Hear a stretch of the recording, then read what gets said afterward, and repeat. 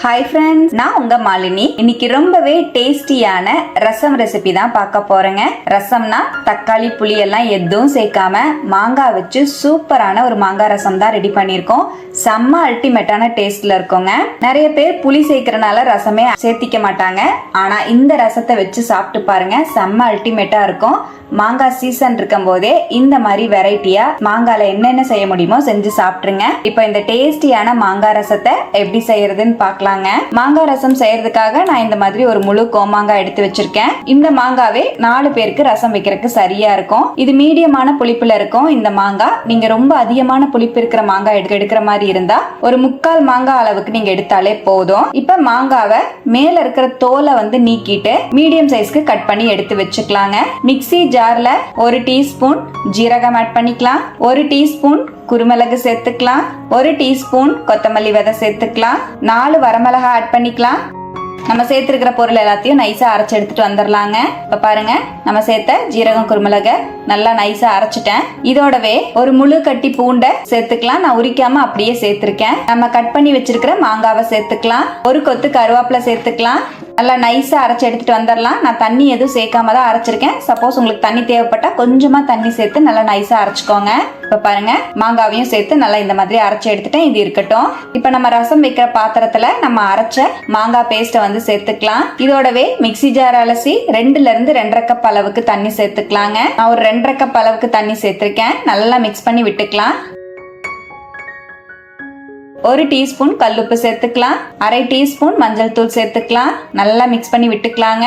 நல்லா கலந்துட்டு இப்பவே உப்பு தேவைப்பட்டுச்சுன்னா செக் பண்ணிட்டு ஆட் பண்ணிக்கோங்க. எனக்கு ஒரு 1/2 டீஸ்பூன் உப்பு நான் சேர்த்துக்கிறேன். உப்பு பத்தல. நல்லா மிக்ஸ் பண்ணி விட்டுறலாம். நல்லா கலந்து விட்டுட்டேன். இதோடவே நறுக்கின மல்லித்தலை சேர்த்துக்கலாம். நல்லா மிக்ஸ் பண்ணிக்கலாம். இது அப்படியே இருக்கட்டும். நம்ம ரசத்துக்கு தாளிப்பு ரெடி பண்ணிக்கலாங்க. பேன்ல 2 டீஸ்பூன் ஆயில் சேர்த்துக்கிறேன்.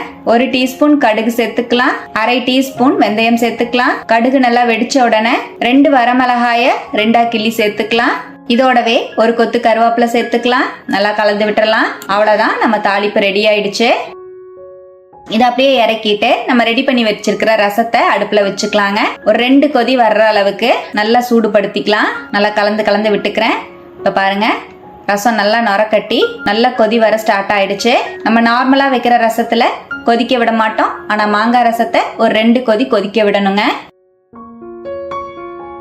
இப்ப பாருங்க, ரசம் நல்லா கொதிக்க ஆரம்பிச்சிருச்சு. நல்லா கலந்து விட்டுக்கிறேன். அவ்வளவுதான், இப்ப நம்மளோட மாங்காய் ரசம் ரெடி ஆயிடுச்சு. அப்படியே ஸ்டவ் ஸ்லோ பண்ணிட்டு ஒரு 1/2 பெரிய வெங்காயத்தை பொடியா நறுக்கி சேர்த்துக்கலாம். டேஸ்ட் ரொம்ப நல்லா இருக்கும். உங்களுக்கு வெங்காயம் சேர்க்க விருப்பம் இல்லைன்னா நீங்க ஸ்கிப் பண்ணிக்கோங்க.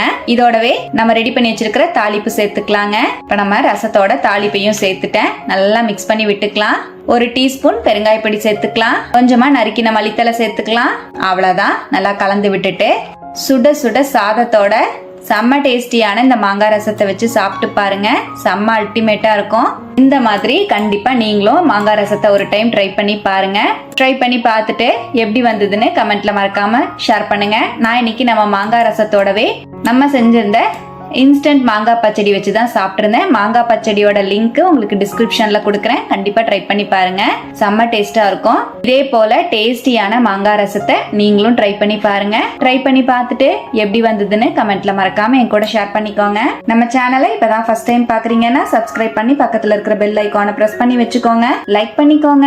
ஃப்ரெண்ட்ஸ் அண்ட் ஃபேமிலியோட ஷேர் பண்ண மறந்துடாதீங்க ஃப்ரெண்ட்ஸ். தேங்க்யூ.